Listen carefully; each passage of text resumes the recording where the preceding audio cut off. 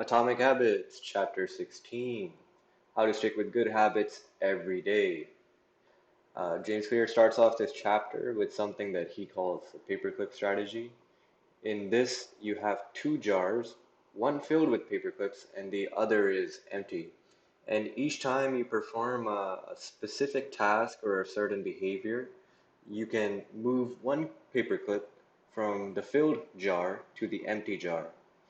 Um, the passage that James Clear presented, actually in the very first sentence and moving on, was this, and I'll go ahead and read it. In 1993, a bank in Abbotsford, Canada, hired a 23-year-old stockbroker named Trent Dursmith. Abbotsford was a relatively small suburb tucked away in the shadow of nearby Vancouver, where most of the big business deals were being made. Given the location and the fact that Dursmith was a rookie, nobody expected too much of him. But he made brisk progress thanks to a simple daily habit. Dursmith began each morning with two jars on his desk. One was filled with 120 paper clips, the other was empty. As soon as he settled in each day, he would make a sales call. Immediately after, he would move one paperclip from the full jar to the empty jar, and the process would begin again. Every morning, I would start with 120 paperclips in one jar, and I would keep dialing the phone until I had moved them all to the second jar, he told me. So what Dersma did here is he created some sort of visual cue to help him see the progress that he's making in one day. And how that helps is that as you see the empty jar slowly filling up, you start to get more motivated because you're seeing the progress in front of your eyes. You could look at this in many ways. You could look at it, for example, if you're studying, every 10 minutes you could move one paperclip from one jar to another jar. And the amount of paper clips that you're moving into the empty jar would motivate you to keep going and keep studying and staying on that good momentum. For humans, I would say it's really difficult to uh, live in a world that is so different from the world that we used to live in, which was basically the same as any other animal. With humans, we have evolved to do so much more than hunt for food and try to survive. And the problem that comes with this is that our brain, as it hasn't evolved as much as our world has, our brain doesn't keep up with the status quo. We're not only trying to survive and eat and reproduce, if we already have these things, we need something else to help us stay motivated in pursuing somewhat more material goals or something higher than just surviving. So the more in your life, it doesn't just have to be paperclips, but the more things that you have in your life that keep you constantly motivated to pursue things that are more than just about the basic human needs, the more easily you can grow in said things. Moving on, a simpler way of doing this could be a habit tracker. For example, a calendar on which you cross out each day that you performed a certain habit. With time, I don't know why it got cut out here, but with time, the calendar kind of becomes your progress for a certain behavior. With time, that calendar can show you how long you stuck to a certain habit. You can think of it like Snapchat. Um, with Snapchat, once you send a snap, a picture, or something of that sort to your friend, if you do that 3 or 4 days in a row with that same friend, you will start what they call a streak. That streak will remain and it will increment by one each day that you perform that habit of sending a snap to your friend. And if you miss a day, I don't remember, 1 or 2 days. Honestly, this is the most idiotic thing, but this is a really good example. So that's why I'm using it. So if you miss a day or two, the streak ends and you have to restart. So what Snapchat has done here is a little, I would consider it genius, honestly, is they have kept their user base consistent by forcing them to log in to their application every day and use it. And if they don't use it, there's that potential loss of that the streak that a user had. And let's say if somebody had a 60-day streak, it would be really I don't want to use the word sad, but it would be really disappointing to lose that streak because they worked so hard, so many days to get it. And that's kind of like what you can use a calendar for, is a calendar can show you a streak of how many days you did a certain habit.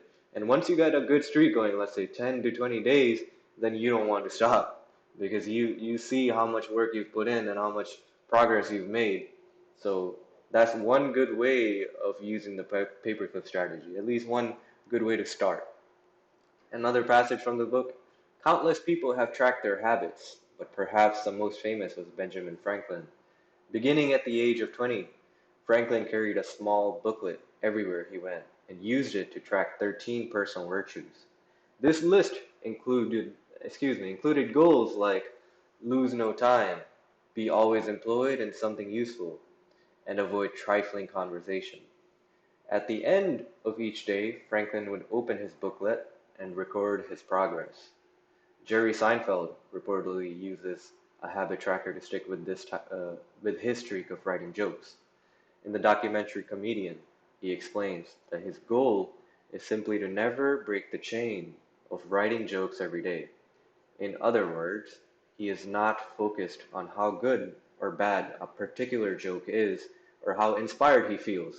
He is simply focused on showing up and adding to his streak. Don't break the chain is a powerful mantra. Don't break the chain of sales calls, and you'll build a successful book of business. Don't break the chain of workouts, and you'll get fit faster than you'd expect. Don't break the chain of creating every day, and you will end up with an impressive portfolio. Habit tracking is powerful because it leverages multiple laws of behavior change. It simultaneously makes a behavior obvious, attractive, and satisfying. I'm going to move on to the following bullets. Habit tracking helps us in the following ways. It urges us to take action because the visual cues are in front of us. It keeps us honest with ourselves. If you somehow lose a streak, you know it's because you did something wrong, because you have all the evidence in front of your eyes. You don't have to go through the uh, your mind and try to find what went wrong and then just find an excuse for what went wrong. You have the evidence in front of you. There are no excuses this way. Another benefit is that it allows us to easily monitor the progress of a habit, which I just really discussed. So the next one motivates us to continue with our habit once we have a streak going. So all of this I discussed a little, but it's just nice to put in text. So now when you have a streak going and for whatever reason you lose that streak, because let's be honest, life happens, and that's something that we'll look at in this passage from James Clear. No matter how consistent you are with your habits, it is inevitable that life will interrupt you at some point. Perfection is not possible. Before long, an emergency will pop up, you get sick, or you have to travel for work, or your family needs a little more of your time. Whenever this happens to me, I try to remind myself of a simple rule: never miss twice. If I miss one day, I try to get back into it as quickly as possible. Missing one workout happens, but I'm not going to miss two in a row. Maybe I'll eat an entire pizza, but I'll follow it up with a healthy meal. I can't be perfect, but I can avoid a second lapse. As soon as one streak ends, I get started on the next one. The first mistake is never the one that ruins you. It is a spiral of repeated mistakes that follows. Missing once is an accident. Missing twice is the start of a new habit. And I must say a very bad habit that is so easy to slip into. You have to remember that whatever is convenient is whatever we will do. So you do not want to make your bad habits convenient. You really need to have some form of consequence for losing a habit.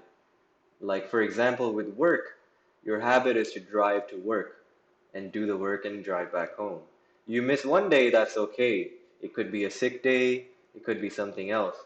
Um, but if you continuously miss days, it doesn't look good on you. We're not talking about vacations here because vacations are earned by the good habit of going to work um, in this capitalistic world. We're just talking about missing days for no reason. You planned on going, but you chose not to at the last second. When that happens too often, eventually you will get a write up and you get more write ups, and then eventually they fire you because you had no consequence for losing that streak of that good habit of going to work and showing up and making money for your family. So I agree with what James Clear is saying here, but I just wanted to add that onto it.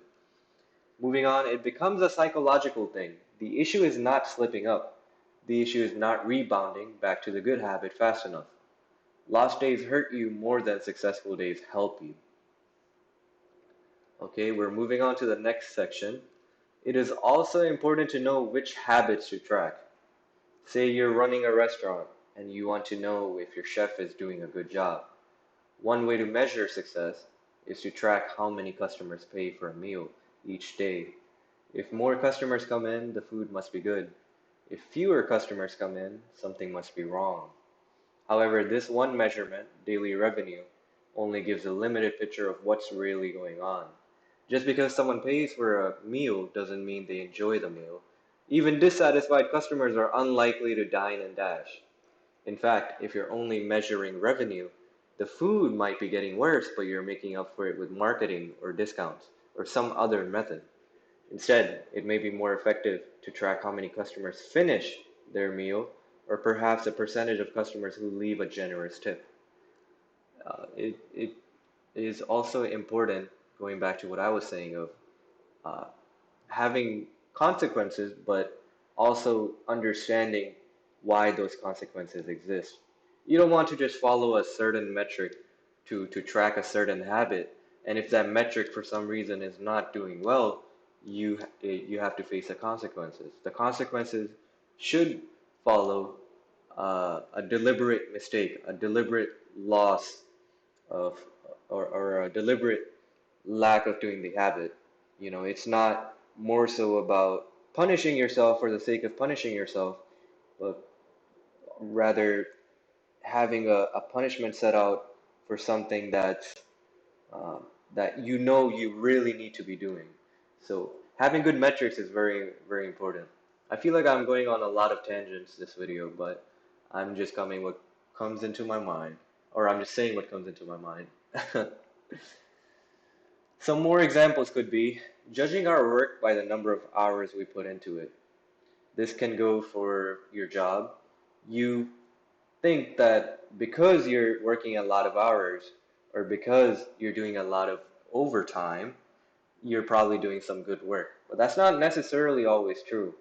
You know, some people they uh, work in a job where they work a lot of hours, but they may not be as productive as somebody who just works the regular hours because their skill set is different. They're in a different playing field. The difference between the two is that the person who can excel at his job knows how to use his time wisely. So what the person who does overtime, um, when he is doing a certain task, it may take him, let's say, 4 hours.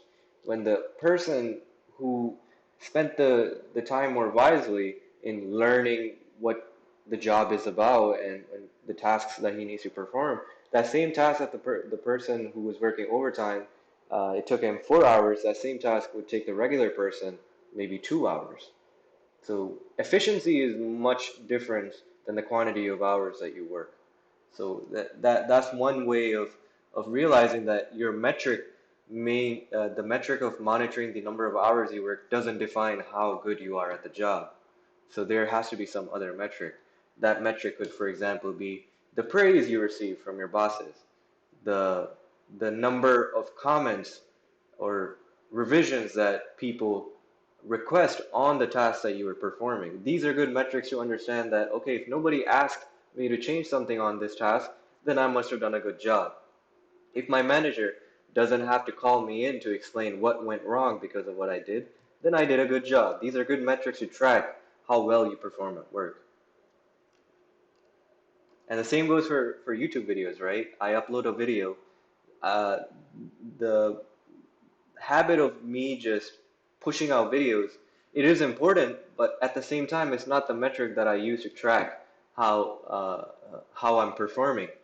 The metric I use is the number of views I get, or the number of comments, or the likes that I get on the video. It's never, oh, I just uploaded 10 videos this week, and yeah, I'm good. I followed through with the habit. But if those 10 videos just get 2 or 3 views each, then I didn't really follow through with the habit of becoming the best YouTuber, becoming the best speaker. Um, that's really the goal, right? A habit eventually leads to a goal. I want to be a public speaker so I can see how my videos perform as my progress to becoming a public speaker. Not the quantity of the videos I upload, but rather the views, the likes, and the comments. Okay, another passage. The pitfall is evident in many areas of life. We focus on working long hours instead of getting meaningful work done.